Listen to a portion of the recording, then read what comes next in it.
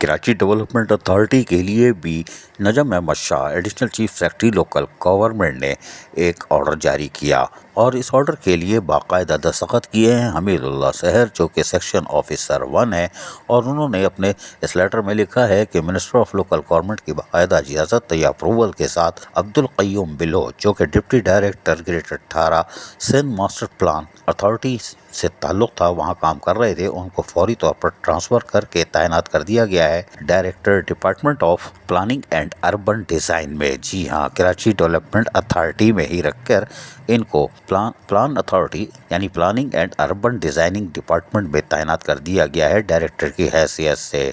जबकि यहाँ से मोहम्मद रफ़ीक अहमद ख़ान, जो कि इनके पास चार्ज था director DP and UD KDA, इनको डायरेक्ट रिपोर्ट करने के लिए कहा गया है। कोई बात नहीं, क़य्यूम बिलोच की आमद हो गई ग्रेड 18 के अफसर और यकीनी तौर पर अब ये यहाँ फ़राइज़ अंजाम देंगे।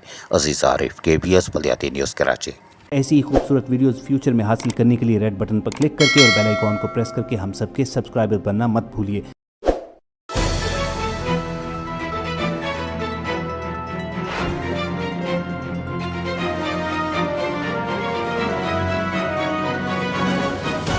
KBS बल्दियाती न्यूज़।